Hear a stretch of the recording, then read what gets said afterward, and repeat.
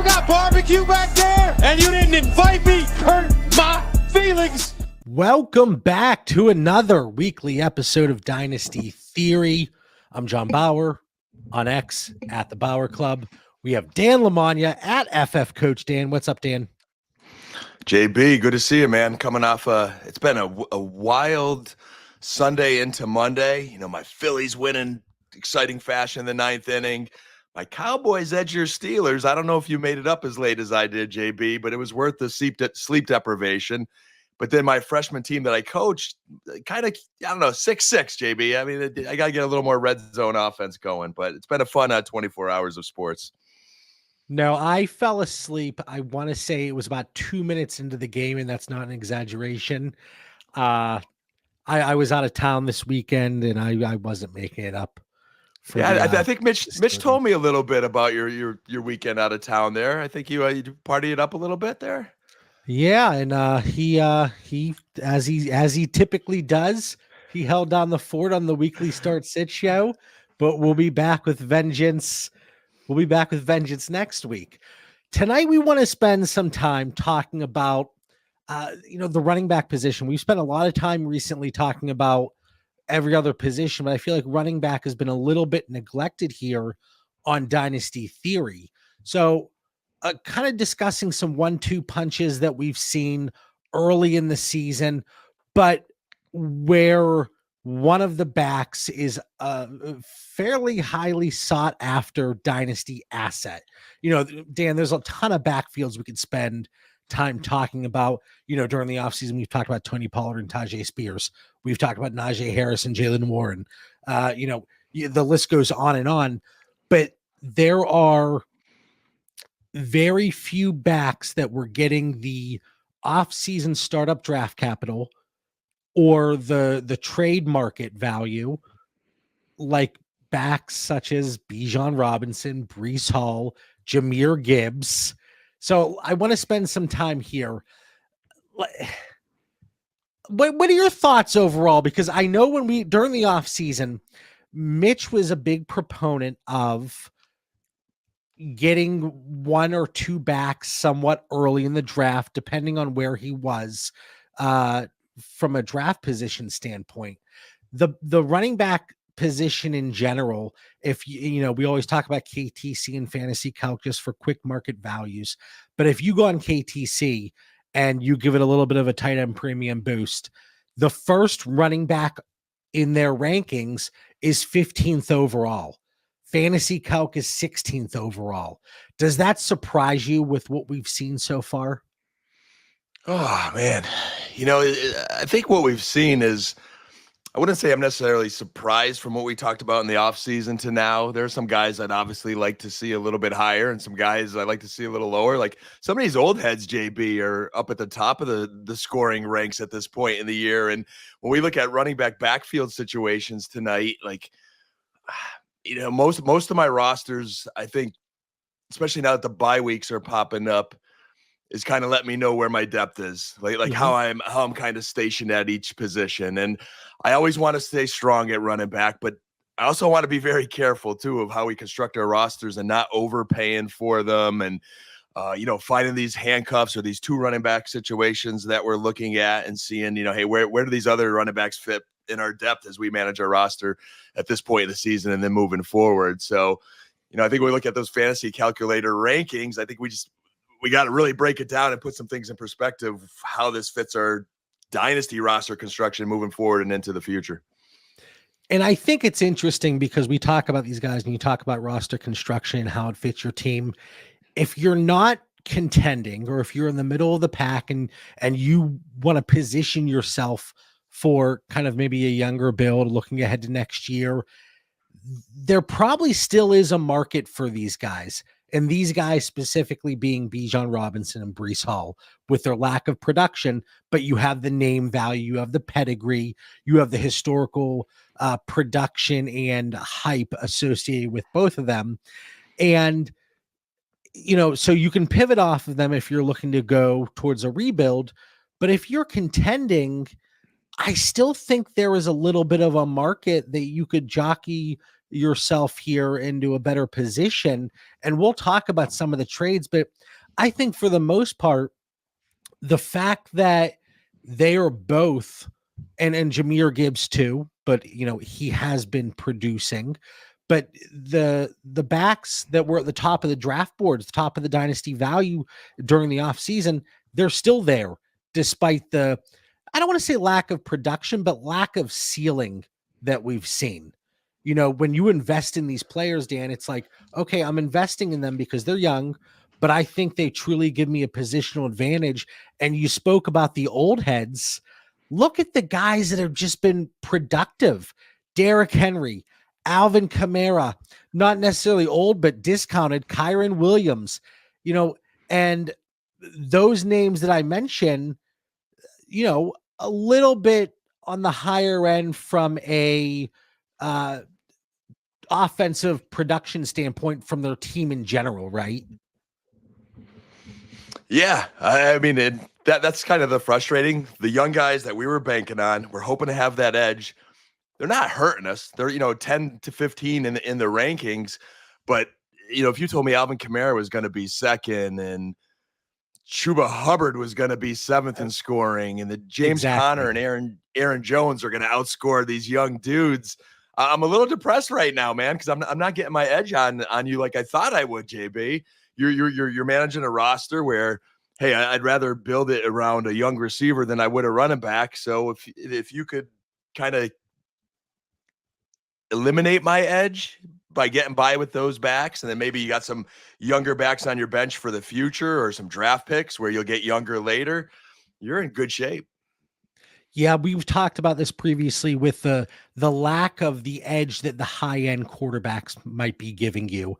And I say that, but this past week we saw a thriller between Lamar Jackson and Joe Burrow, most notably, and the tight end position too. I have found that for me personally, like the teams that are doing well on paper right now, that look good in the standings, maybe not necessarily overall from a dynasty value perspective, but from a starter rank over there on Dynasty Daddy, or whatever view you want to look at for a win now situation.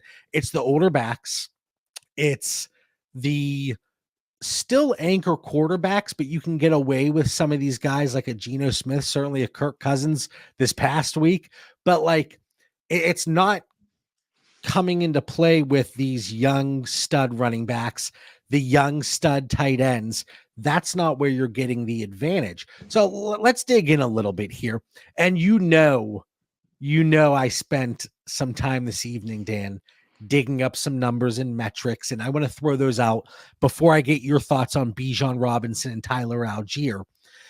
Bijan so far. So over the last 2 weeks, narrowing it down, running backs with at least 15 carries. So, the filter isn't too far, but it eliminates those guys that just had a few touches. He's actually tied for 5th in missed tackles force per attempt, right? So 0.32. He was at 0.19 through the first 3 weeks, but the first 2 games of the season was actually his most productive from a fantasy standpoint, but he was at 18% target share those 2 weeks. Last 3 weeks, he's just above 7%. You can point to a few things, maybe Tyler Allgeier being a little bit more involved, but I really think it comes to the emergence of Darnell Mooney over the last 3 games. He's had 20 targets combined over the last 3 games, and just the consolidated target share between Drake London and Darnell Mooney. You look at the rush ratio between Bijan and Allgeier, it's 2-1. So Bijan's still getting 67% of the rushing market share split between those two.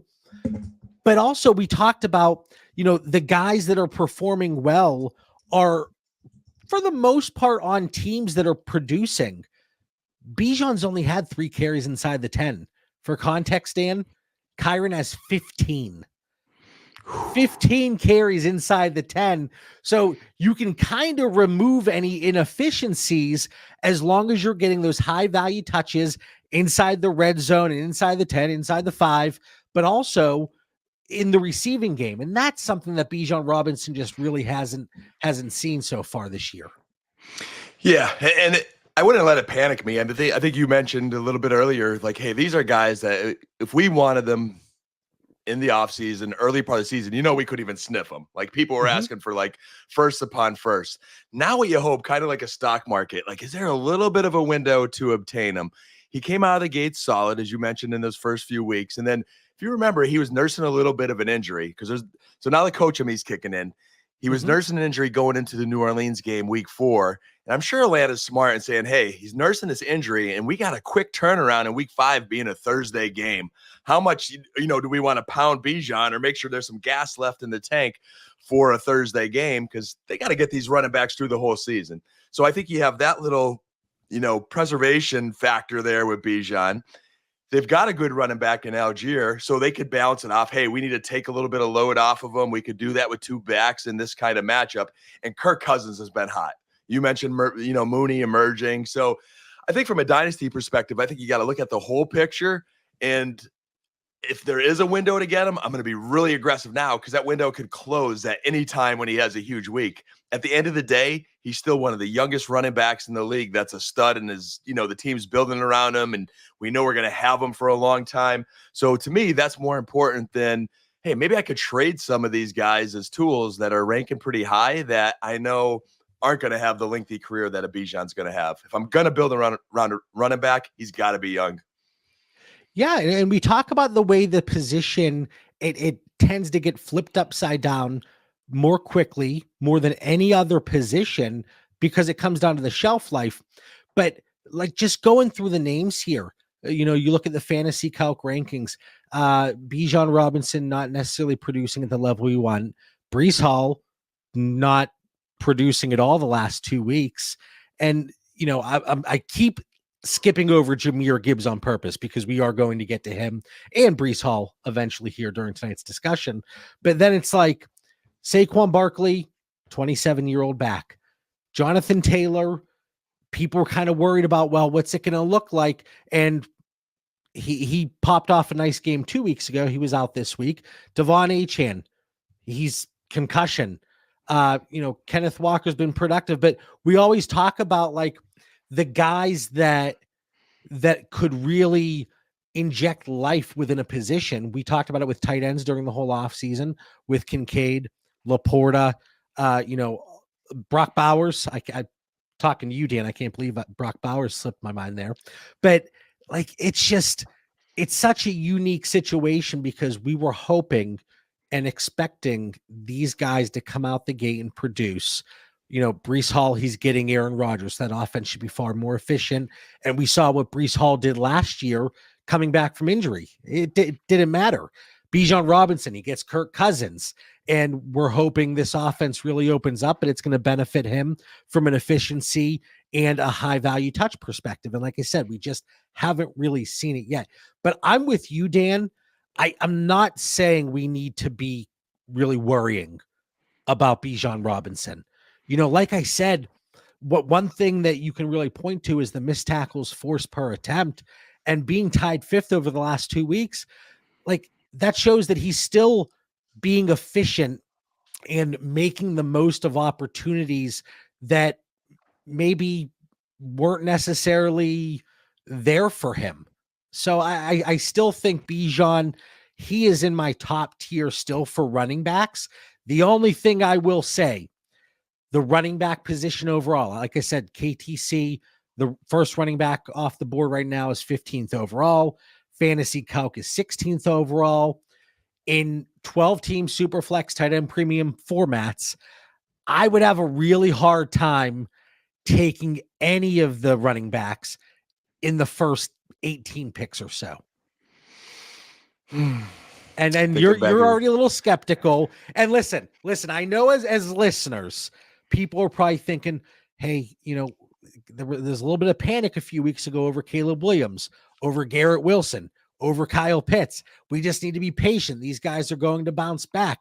And you know how it is, Dan. Like there's so many times you talk about a player, whether it's on Dynasty Theory or just in the DD fantasy football community on Discord, and they pop off for a game after you had some negative comments.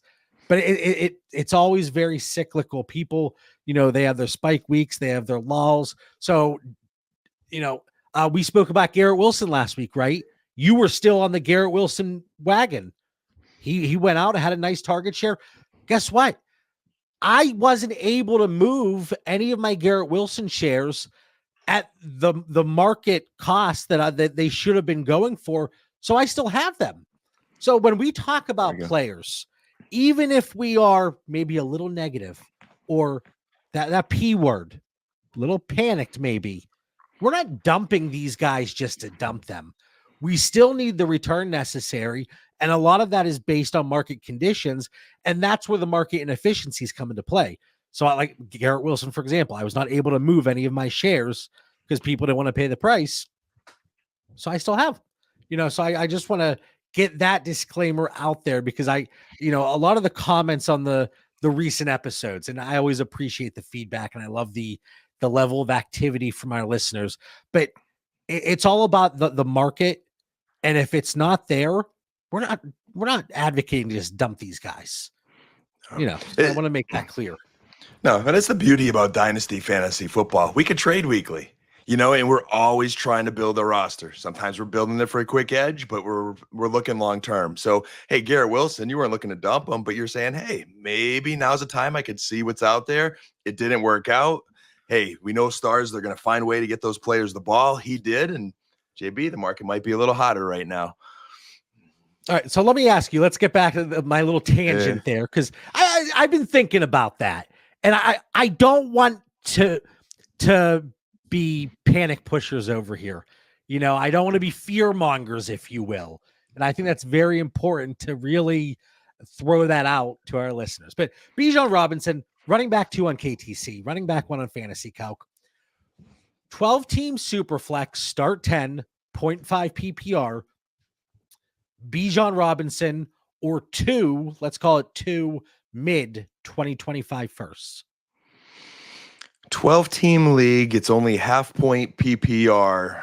I want Bijan. I want that guaranteed sure thing. He's one of the top 3 backs that I have to have.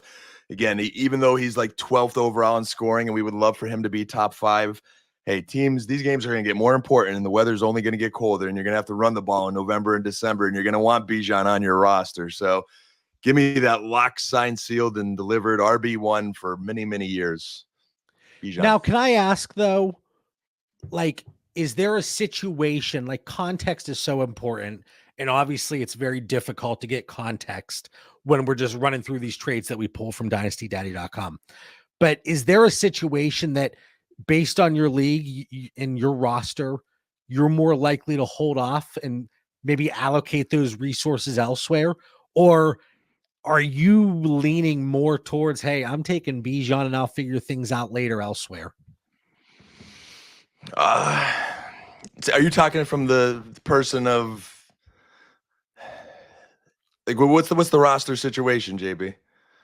Let's say middle of the pack. I have a couple running backs that I feel okay with.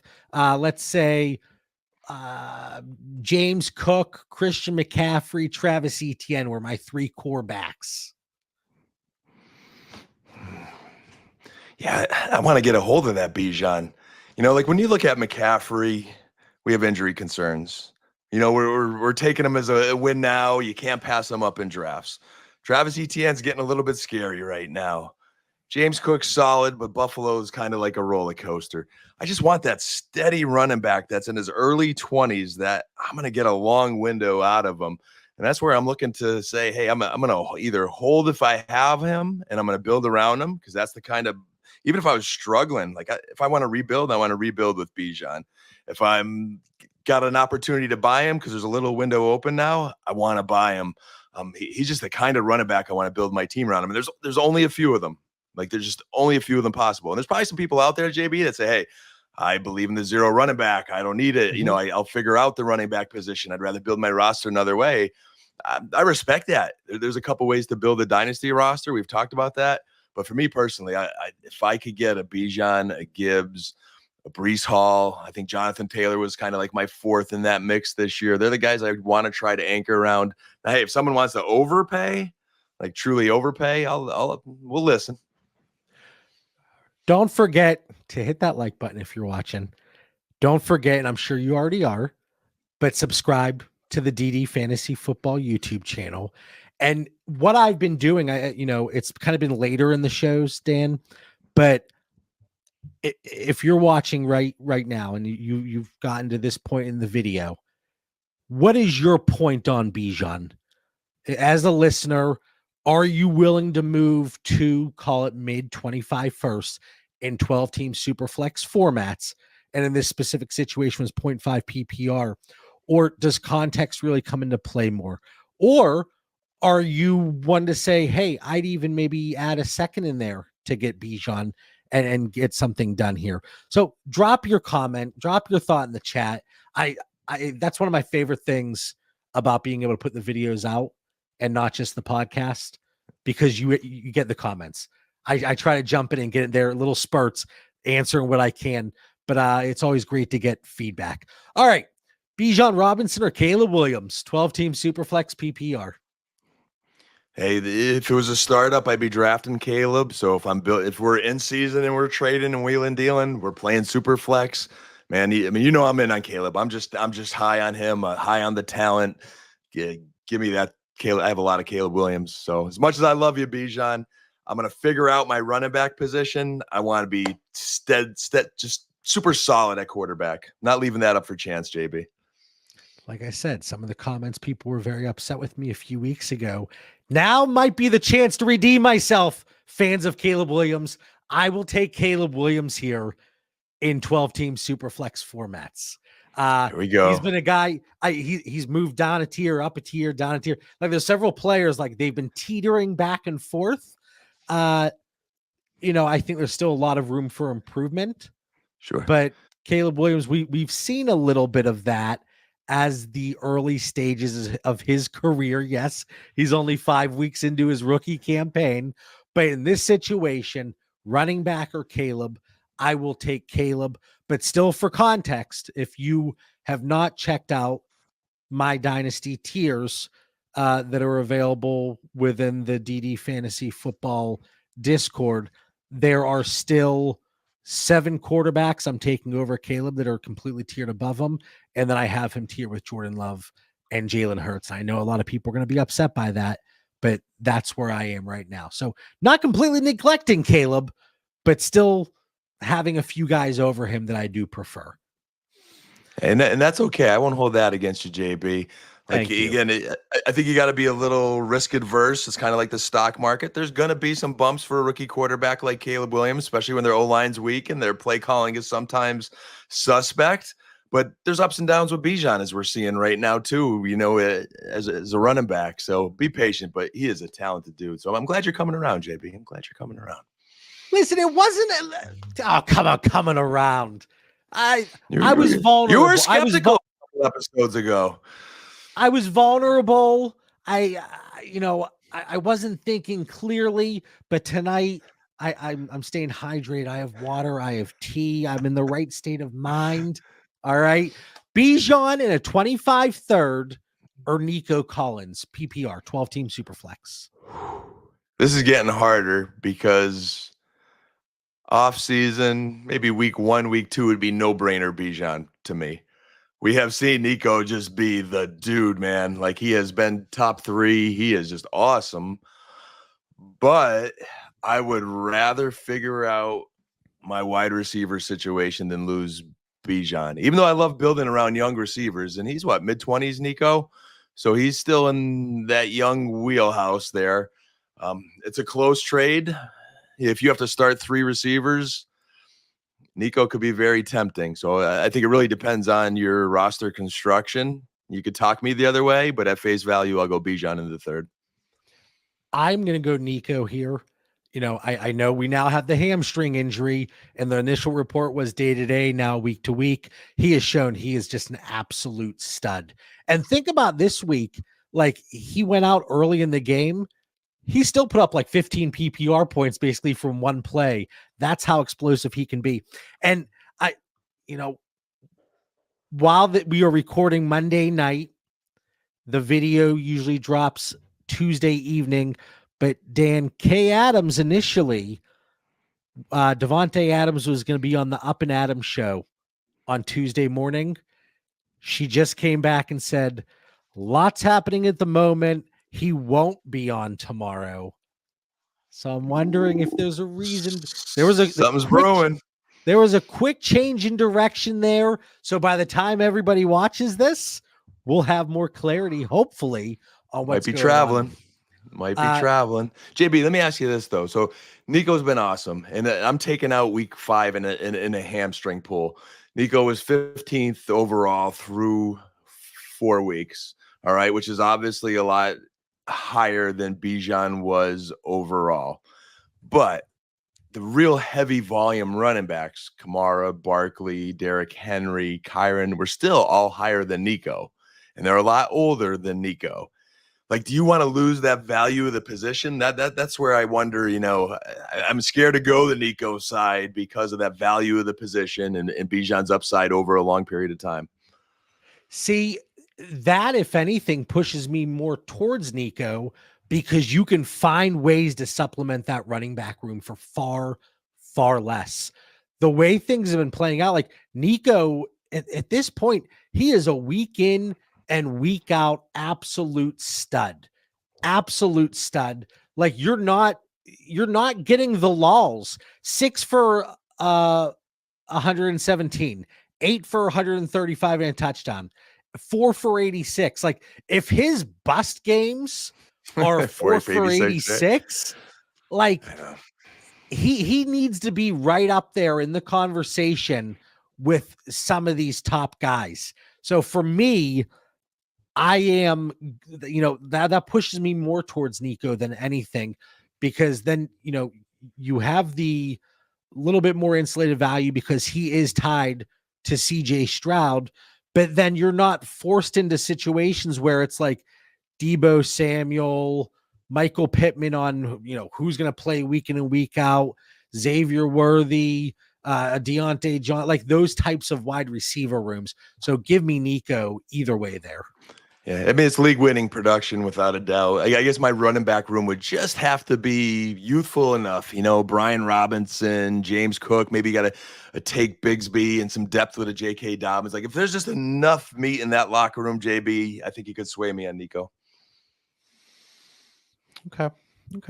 And then, like, we'll get to one of the follow-up questions here with like Tyler Allgeier when we run through these other guys. I was worried that we weren't going to hit an hour tonight. Who was I kidding? All right. So moving on to Breece Hall and Braelon Allen. And I posed this in the Discord today. I said, tying into our conversation later tonight on this week's episode of Dynasty Theory, who are you more concerned with today as we go through, we're through week 5. So Dan, I'm going to put you to the test. Are you more concerned with Bijan Robinson or Breece Hall right now for dynasty purposes?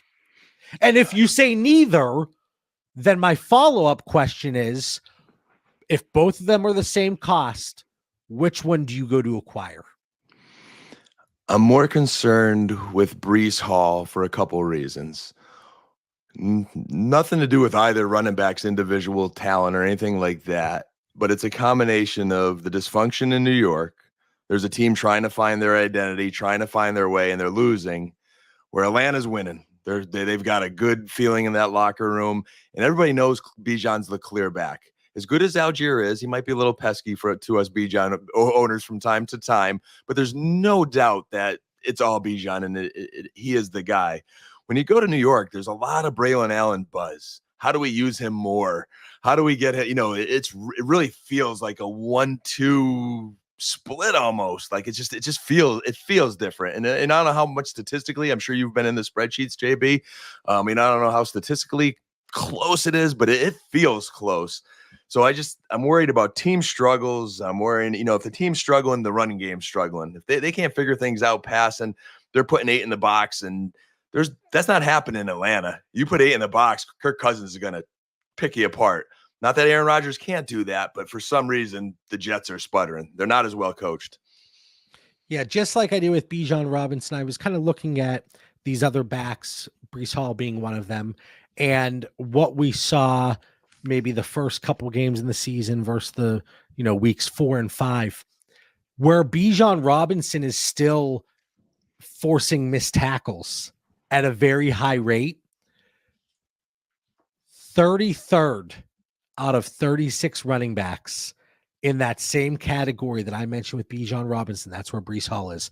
33rd out of 36 running backs with more than 15 carries over the last 2 weeks at 0.05 missed tackles per attempt.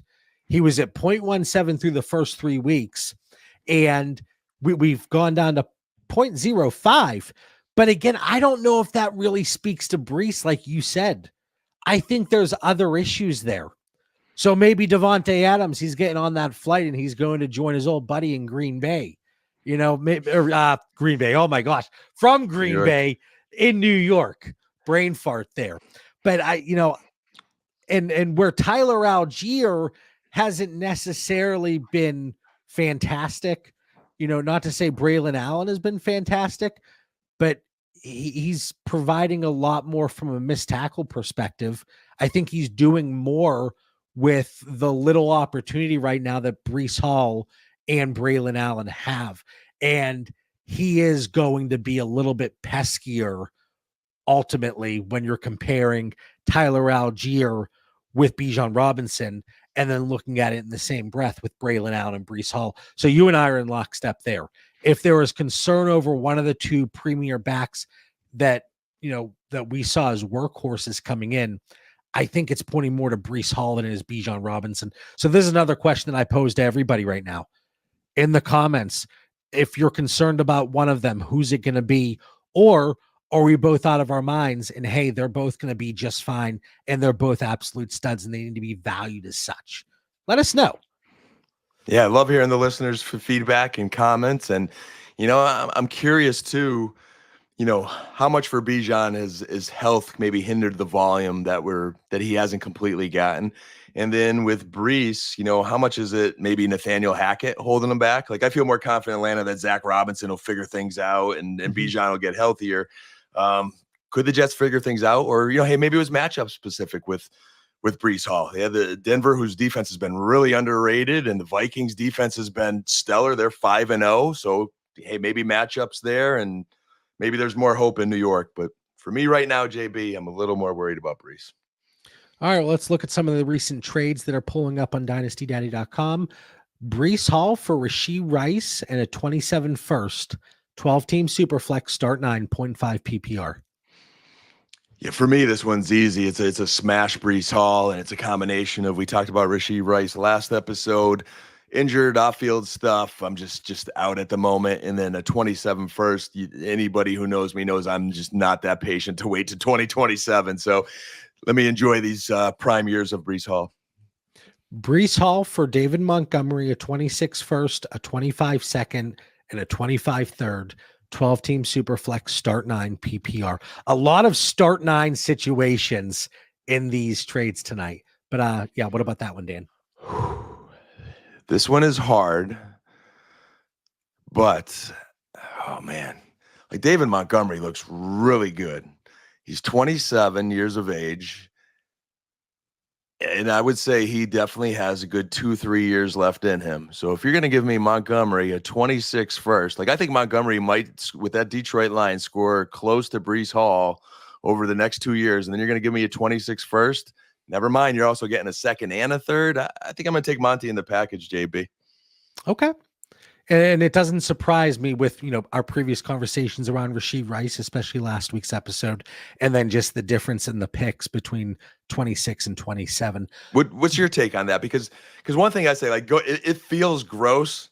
Like everyone was high on Gibbs, and I was super high on Gibbs, and I still am. I love Gibbs. He's doing fine, but I think I really have to accept that David Montgomery is going to be a valuable part of this offense. He's getting goal line carry. So does Gibbs.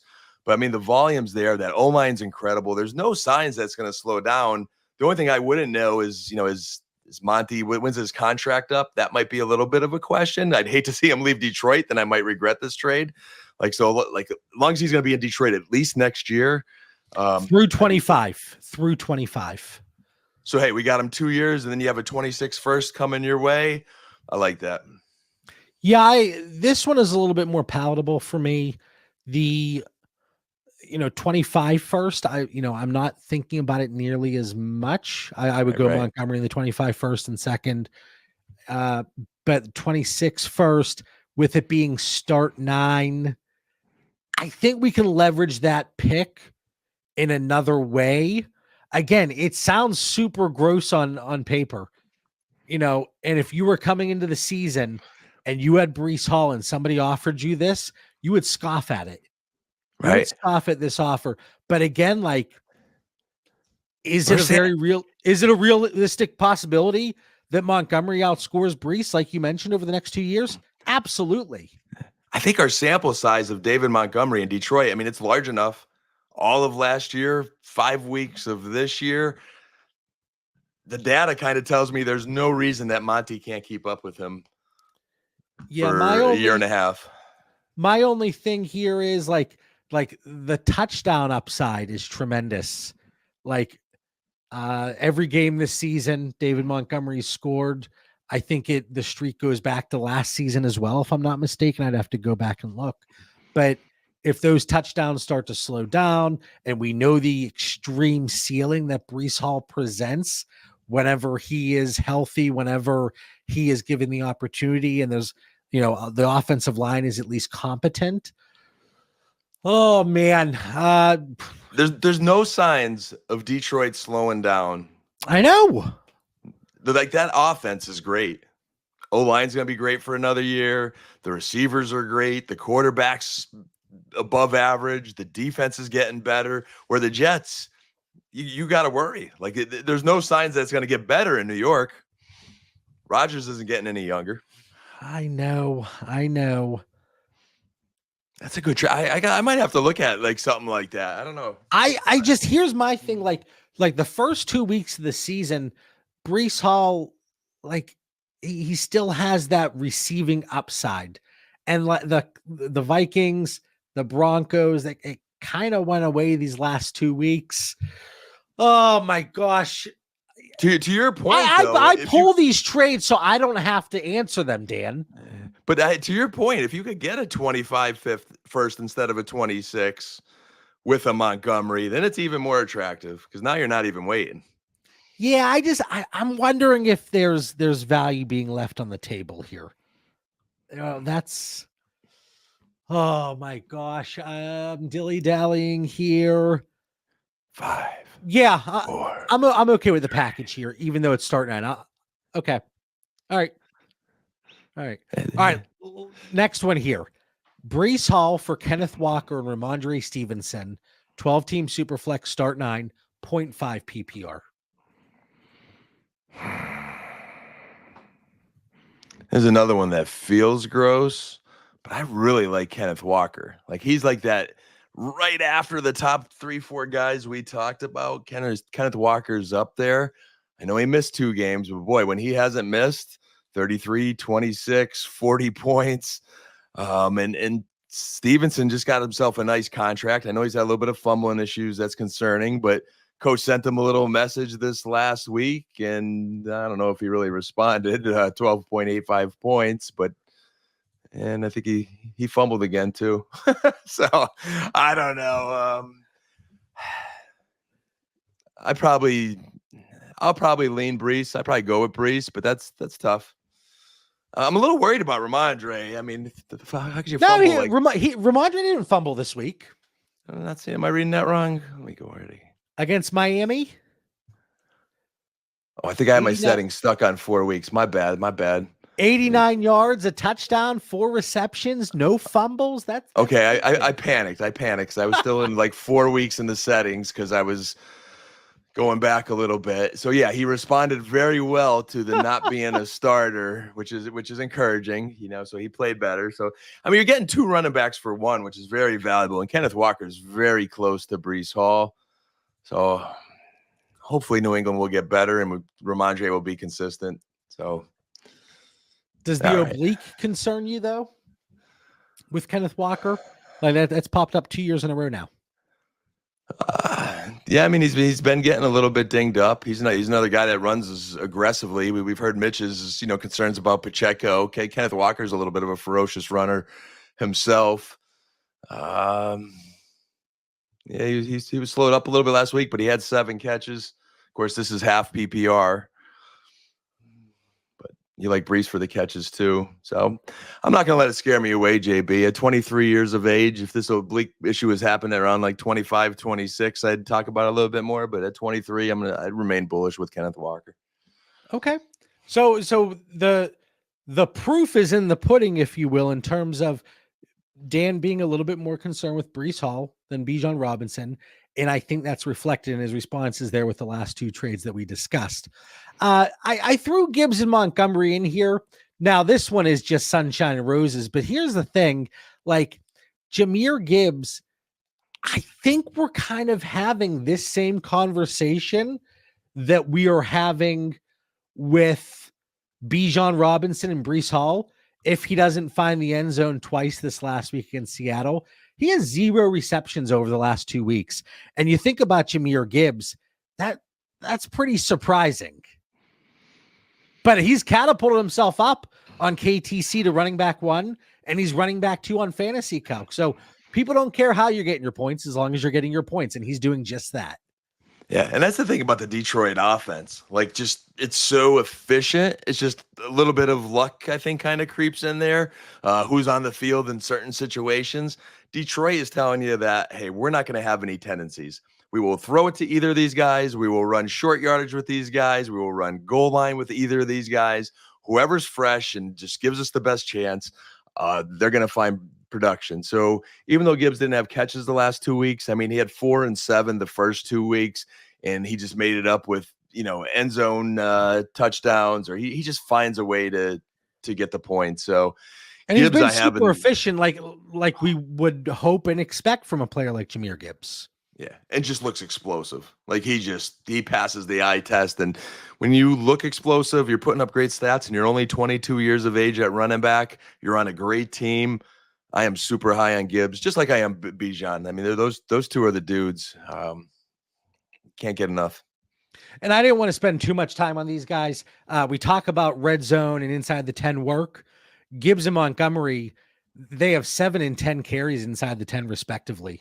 So they both get work where it matters. It seems like the Lions do a very nice job of getting both of them involved, and they both have an opportunity to get theirs. So when we talk about the first 2 situations and we talk about this one, very different from what we're seeing from a public perception perspective.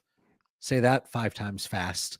And what the offseason expectations were. So I don't want to spend too much time, but I do want to spend a decent amount of time on this last one, Dan. And I think this is the hottest discussion right now from a running back perspective in tandem, but it's Travis Etienne and Tank Bigsby.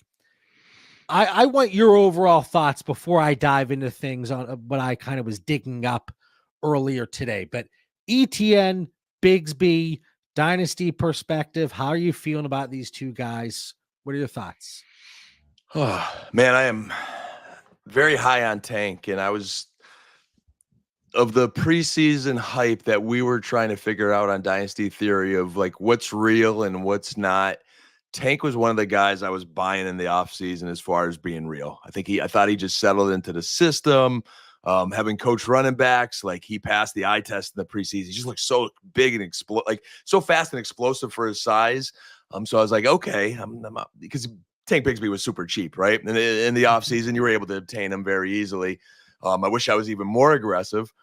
But now here in the regular season, like Tank is legit, and he is just pounding the rock and looking more explosive than Etienne. And you're kind of getting that. You're getting the feels, JB. You're getting the feels for Tank Bigsby like you are for where you're not getting it for Breece Hall, maybe. Now, I'm not out on Etienne. I mean, he has still had some decent running games. I think the problem with Jacksonville versus Detroit, where you're not getting as much production out of both, like total production out of the both backs, is that passing game is struggling. So this offense is stalling at certain points. In a game like last week, Bigsby had the big plays, but Etienne still had 6 catches for 43 yards. You just would have loved for him to find the end zone or did a little more on the ground game. But the weeks before, for the amount of carries he had, he was hitting in the ground game. this is a team that's just not scoring enough points in the red zone. So I'm not out on Etienne, but man, it's going to be interesting to see what this Jaguar team does. I think that, again, I don't know what if it was there any truth to it, but they said, is Etienne a trade candidate? I don't know. Do they go in with Bigsby and try to dump his salary? I think he'd catch on really well somewhere else with Etienne. So I like Etienne. I'm not panicking, JB, but I do believe Tank's for real. And I think fantasy owners need to treat him that way. You got a 1A and a 1B here. Yeah, this is the one situation when, obviously Jahmyr, Gibbs, and David Montgomery, because they both have been fantastic, they cap each other's ceilings, but they still can coexist and be productive. Breece Hall and Braelon Allen, Bijan Robinson, Tyler Allgeier. I don't know that it's necessarily as a result of Tyler Allgeier and Braelon Allen. I mentioned earlier, I think Braelon Allen impacts Breece Hall's ceiling a little bit more than Tyler Allgeier does to Bijan. But Tank is the one, when you look at a running back duo, this is the one where he is limiting Etienne's upside. But like Etienne, he has the shoulder injury. Like, how much is that lingering? Because, was it the Texans game? He was the third running back, I think, with a touch. Don't quote me on that. I'm trying to remember off memory. But Dearness Johnson was getting work early in the first quarter in that game. So it's like, yeah, he's been playing, but has he really been healthy? And it's not like Travis Etienne was extremely efficient last year.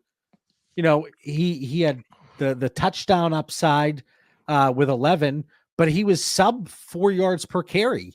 And he's actually improved on that despite this poor game against the Colts in the running game. So while he isn't getting the work on the ground and the efficiency that we necessarily want, he's still involved in the passing game. And I think this is more of an injury that's lingering, and he's not able to be close to 100%. Now, maybe is a little bit of that just hopium on my part, because I do like Travis Etienne, maybe. But, and this really disappoints me with Tank Bigsby, because I really liked him coming out. And it's been a complete 180 with what we've seen. He has grown into this role. He has grown into being able to compete at this level, just completely different from what we saw last year. Dan? I'm with you. I love them out of Auburn as well, but I needed a timeout there. I just need to know, did you say hopium? Did that word come out of your mouth? Is that a real word, or did we create that tonight? No, it's a thing. I don't know. It's like a lingo thing. Some hopium. I'm hip. I'm with it. Or copium, if you want. You're coping, For our Scrabble players out there, for our Scrabble listeners, let us know. I don't know if they're hopium official, or copium a word. I don't think they're official words. If you go in the Webster Dictionary, I don't think you're going to find it there. Maybe you will. I don't know. But anyway, I'm distracted now. But you do have to watch those injuries, though, because hey, Bigsby was hurt earlier in the year, missed a couple weeks of quality points.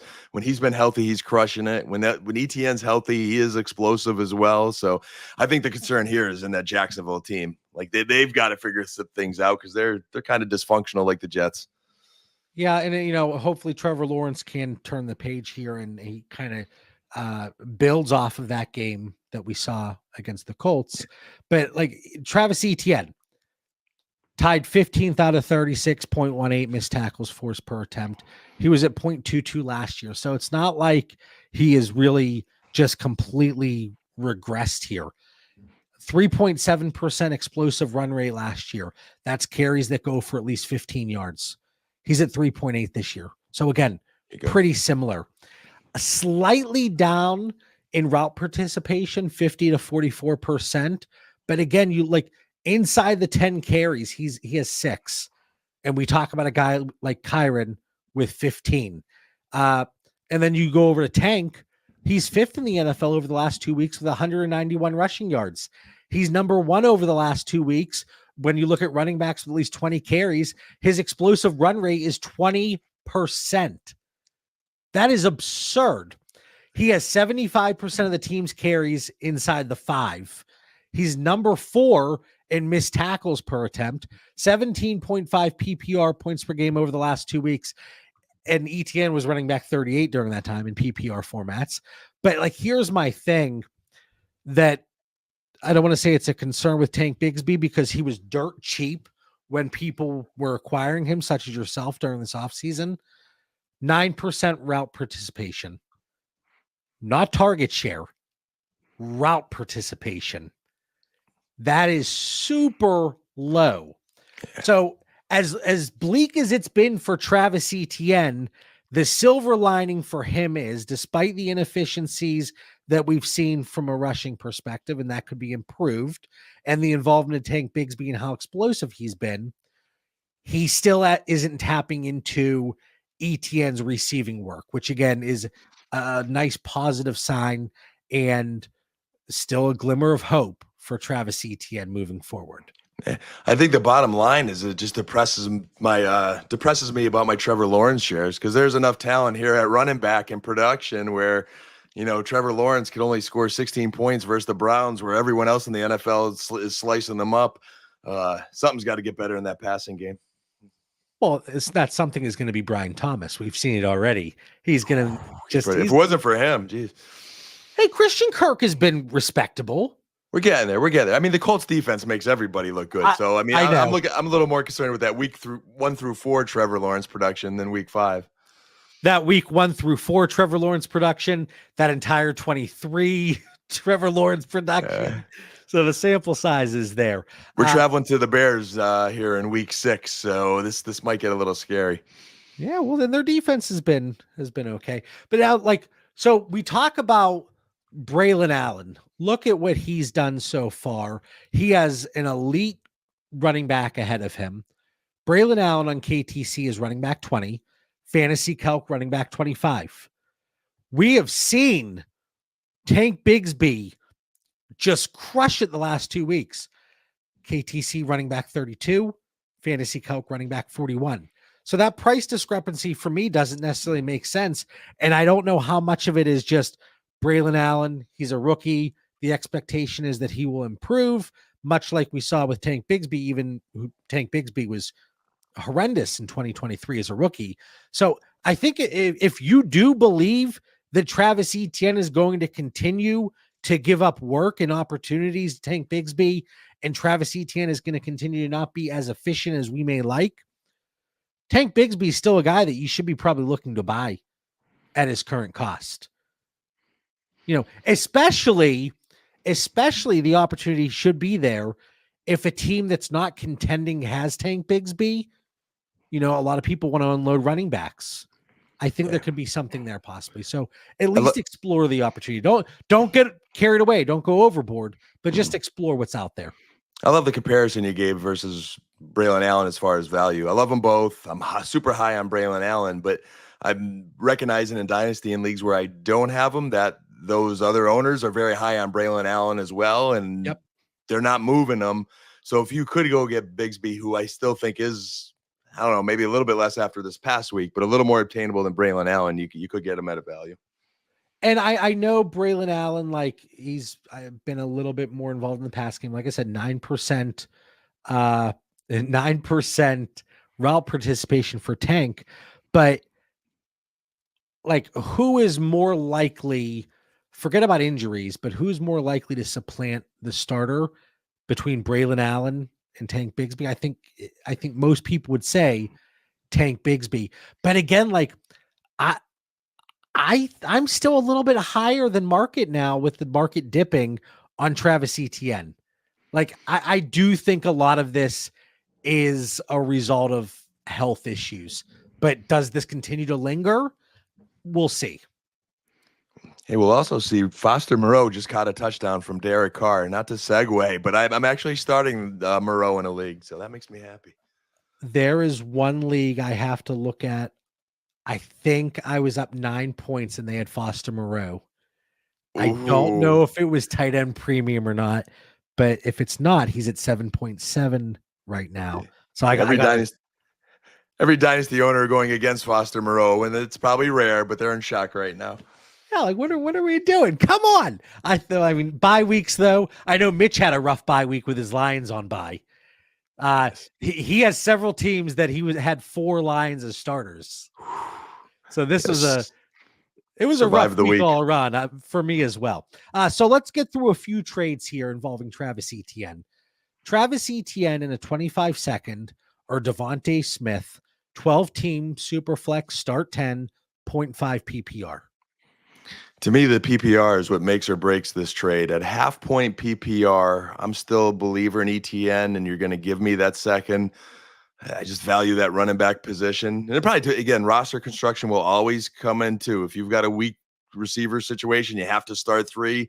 Even in half point PPR, DeVonta could have some value, but at face value, I'll take ETN in a second. If it was full point PPR, I'd be all over DeVonta. Yeah, in 0.5 PPR, running back is still king. Unless you can get up to somehow, and I'm not saying it with Travis Etienne specifically, but if you can get up to those guys like Nico Collins, Malik Neighbors, Amon-Ra St. Brown, and then above, like those are the guys that are still truly making a difference. Travis Etienne for Keon Coleman and Dontayvion Wicks, 12-team Superflex start 10 PPR. Previous trade was hard. This one's an easier one for me. Now, if you listen to last week's Dynasty Theory, I don't hate Keon Coleman like JB does, but I don't hate him. I couldn't resist that little jab, but I still I like Keon. JB does not. I like Keon, but I don't love him. And Wicks, I think, is more of just an athlete than a good receiver. So I like ETN here. I think you're a star player for 2 kind of fillers. I ain't feeling that. I also would go ETN here. Last one, and these are all actual trades that have gone through. And again, if you do believe that Travis Etienne is being hampered a little bit by the injury and he goes back to form a little bit here, then you should be digging in and seeing if there's any opportunities. So this one, it's 12-team Superflex start 9 PPR, Travis Etienne for Bucky Irving and Devin Singletary. Start 9, definitely. Like when I think of Bucky Irvin, I think of just the spirit of this episode. He's like Tank Bigsby or Braelon Allen light, and Singletary just never really feels good, even though he's had some production. He always finds a way to produce. But in start 9, I just rather the flashy Travis Etienne and that upside, that ceiling versus Bucky and Devin. Okay, that's fair. All right, Dan, for the 263rd time, going through some running back 1-2 punches here, maybe some opportunities, seeing both sides of these, especially with Travis Etienne, Tank Bigsby, Braelon Allen, Breece Hall, Bijan Robinson, Tyler Allgeier, and then just the 1-2 punch full of studs with Jahmyr, Gibbs, and David Montgomery, but maybe, sparking some ideas. And again, what I always love is even if you disagree with us, did it spark an idea? And that's what we're trying to get to here every week on Dynasty Theory. So Dan, for the 263rd time, final thoughts for our listeners. What do you got? I'm going to close out. This is a very running back heavy show, but it's like therapy session for me. I thought he was maybe Cleveland would get something out of their offense this week versus Washington, thinking that game was going to be a shootout. So, normally when I play heavy on certain games or have a lineup in DraftKings, I make sure they're on one of my TVs. And that Cleveland offense is so horrible because of Deshaun Watson. If you own Deshaun Watson in any way, shape, or form, get out now. If for some reason their head coach has conviction and keeps Deshaun in for one more week, let that be your Jameson Winston bye week there. I think Winston's just a matter of time, if not this week, that he's going to be the starter. I don't know how that will go, that experiment, but Watson's really bad, guys. He is his attitude, his body language, his interview after the conference, his decision making. There's nothing good about Deshaun Watson. I'm not trying to bash on a guy. I'm not trying to, have any recency bias. I've really been patient, but it's just bad quarterback play. So my final thought is sell any way you can, get out of a Watson situation, get Winston if you could get him on the cheap, especially if you have Watson and you can't move him because he may be hard to move right now. At least protect your quarterback situation on your roster if you're stuck with that Cleveland quarterback. Yeah, it's been brutal.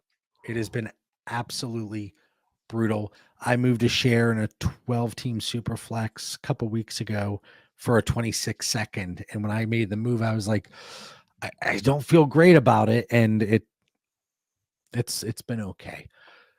All right. Well, hopefully everybody enjoyed this week's episode of Dynasty Theory. Mitch and I, yes, both of us will be back on Sunday live at 11 a.m. Eastern time for next week's episode of Winning the Week.